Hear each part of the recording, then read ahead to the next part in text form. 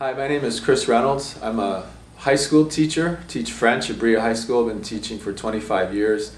I'm an adjunct professor in Creativity Studies at Ashland University. Been teaching that for 12 years. I'm a musician and a songwriter. I have 15 CDs out. I'm a traditional healer. I have a sweat lodge and a sacred pipe. I'm a big fan of the work that goes on here.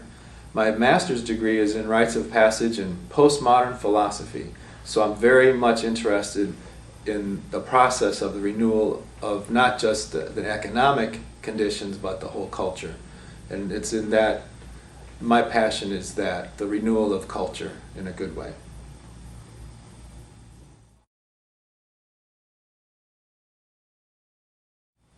I've been asked what I'm most passionate about. What I'm most passionate about is creativity, and what I've been calling waging creativity.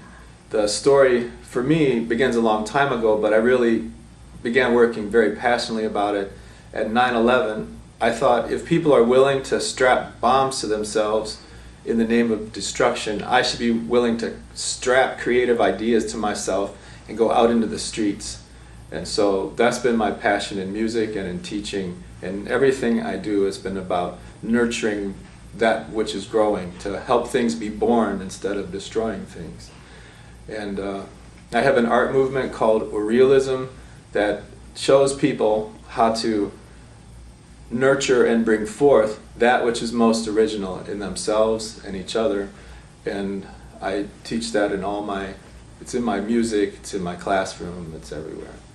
So my passion is creativity and bringing forth what's best in people. About my work in urrealism at www.urrealist.com, urrealist, urrealist.com.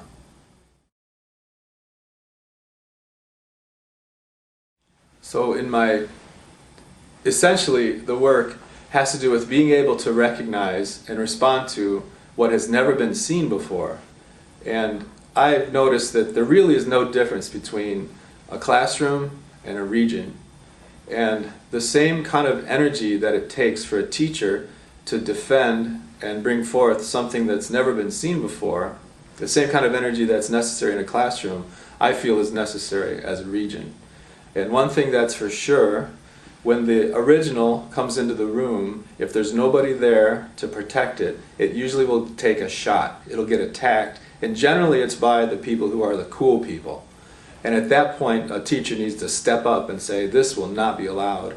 And when I teach teachers how to do this, I use an old, it's from the Renaissance.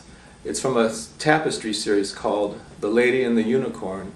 And in the one image, there's the woman, and she holds a mirror up to the face of a unicorn. And the teaching here is that creativity is not just making things, it's also in how you perceive. And the message of this particular image is that each of us holds a receptive mirror, a way of seeing that is unique and only ours.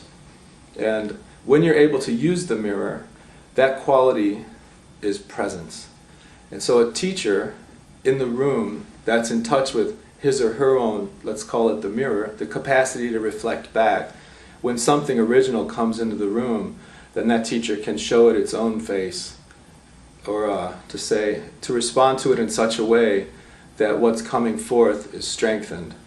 And these qualities, when they come forth in the beginning, are very weak, they're unexpected, and in the old stories, when the culture is in ruins, the hero always comes as an orphan, or the hero comes starving. And the stories start, once upon a time, there was a raggedy boy that suddenly appeared at the edge of the village, and all the other children made fun of him or her, and no one took care of him except the old lady out at the edge or the old man. And so that's absolutely true. When the future is carried in a classroom, the future is carried in.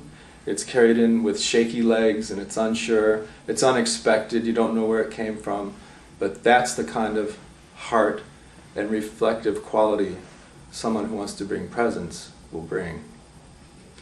In our region, I'm passionate about a number of healing and creativity and spirituality centers who I feel are the wobbly-legged children coming forth. At each one of these centers. So it'd be like Angel House or Inner Harmony, or they're all around. At the center of each one is a group or a person who's had a visionary experience that's come forth right through the land. It's coming up right through the ground where we are. And it's a classic calling where there's often divine qualities, divine beings. It's a spiritual experience. Often it's also catastrophic. Their old life is completely annihilated by the experience. So for the last 8 years, these centers have been developing in the blind spot, in my opinion, the blind spot of our culture, because our culture has gotten its priorities different the last 8 years. And so what I would like to see is that, let's imagine that the region is our classroom.